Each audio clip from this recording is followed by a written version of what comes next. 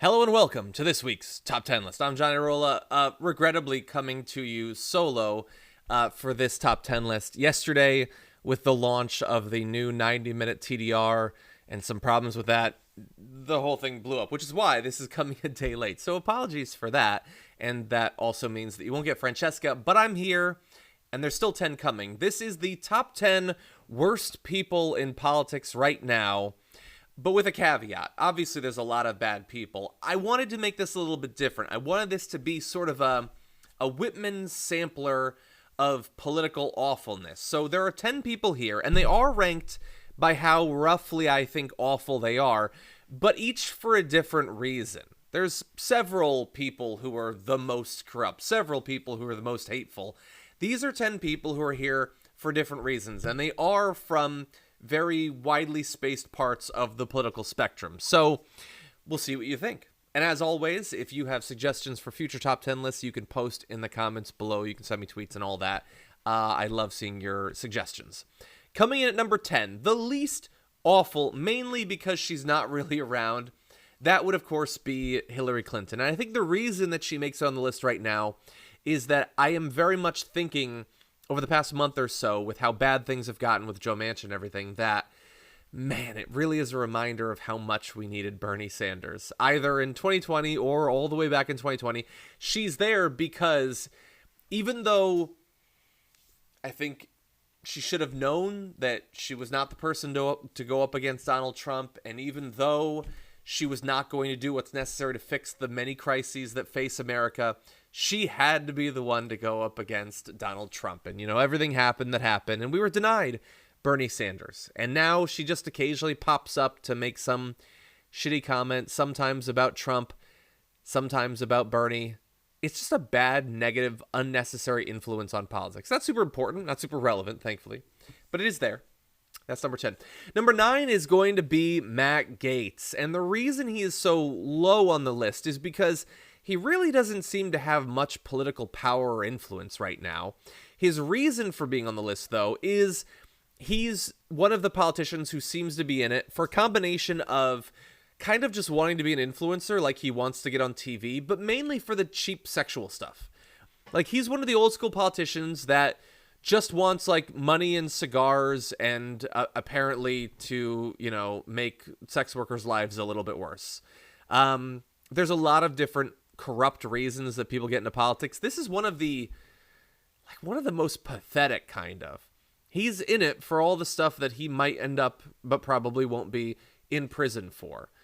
He's not really the worst on policy because he doesn't seem to care about it. He's not necessarily the worst in media because they don't want him anymore. He's the worst because of how pathetic his motivations for getting involved in politics in the first place actually are. So that's number 9. Number 8 is going to be Ted Cruz. And if he ever watches this list, it'll probably bother him that he's not ranked higher because he certainly wants a lib like me to not like him.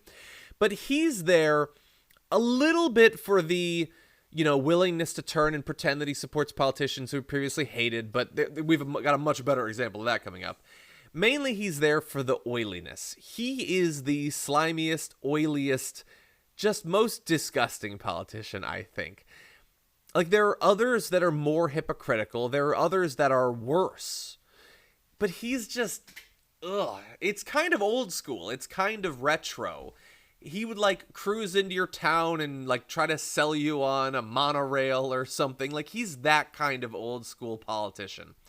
And like many of these others, doesn't give a shit about what's actually going on. He's mostly in it for himself, but he can't hide how little regard he has for the people he's talking to. I just hate politicians like that. So that's number 8. Number 7, and this is as high as she'll get for now. We'll see in the future. Marjorie Greene. For wanting us to call her Marjorie Taylor Greene. No, I'm kidding. That's not the real reason. Although, man, it's like a George Costanza T-Bone sort of thing. You're an adult. You don't get to choose your own nickname. That's so pathetic. No, the reason she's here is because more than any of these others, she just believes whatever she wants to believe and then says it and makes other people believe crazy things. It's the conspiracism. There's also a lot of hatred, she might be higher up on this list if she was better at communicating. Like, she wants to trigger the libs or whatever, but her tweets are just so pathetic. Like, her attempts are so bumbling. She's just not really that smart. But I believe that she is a herald for a new type of politician that will be able to appeal to people who just want to believe crazy conspiracy theories. There's always been a lot of Americans who do believe these things, but they haven't often been able to get someone elected. That seemingly is changing, and I think she's one of the best examples of that. Now, at number 6, mainly for, like, world-shattering levels of hypocrisy, I have Mitch McConnell. Mitch McConnell is a guy who is driven just by, here's the thing I want, here's what I'm going to get. But I will say whatever is necessary. And if I have to say the exact opposite tomorrow or 5 minutes from now, I will. I'll say whatever. It's whatever it is. It's, you can't have a justice in the last year. Did I say that? You totally can 2 days before the election. And it's not just that he's hypocritical. That's his special box in this list. It's that it should matter but doesn't. Like, him doing very little to even try to conceal the hypocrisy doesn't actually hurt him. And it doesn't hurt the right. It doesn't stop them from getting what they want. And that sucks, doesn't it? Shouldn't stuff like that matter? Shouldn't Matt Gaetz, the allegations against him, matter? Shouldn't the insane things that Marjorie Greene has said matter? Shouldn't that convince more people? But most of these things don't. Now, similarly on the list for hypocrisy, but in this case, Mitch McConnell has, at number 6, he has the placid, what are you going to do, hypocrisy? You're never going to get me out. It's Kentucky. I can do whatever I want. Lindsey Graham at number 5 is here for the faux passionate hypocrisy. So when he hated Trump, Trump is going to destroy our party. He's just the worst. And then when he likes Trump, it's, how dare you attack Donald Trump? How dare you? Like, it's pretending to be passionate about stuff that has no relationship whatsoever to the only things that can genuinely produce passion, which is values. It's the core of who you are. It's seeing a violation of that core and lashing out at it. It's all feigned for him. It's all fake. In the same way that Ted Cruz, a lot of his whole performance is fake, Lindsey Graham just has that, like, aggrieved fakeness. I'm sick of it. Number 4 is going to be, in terms of coldness, turtleness, like Mitch McConnell, it's Joe Manchin. He's here because he is just there to be, and will be, a block to progress. He's not in politics because he wants anything.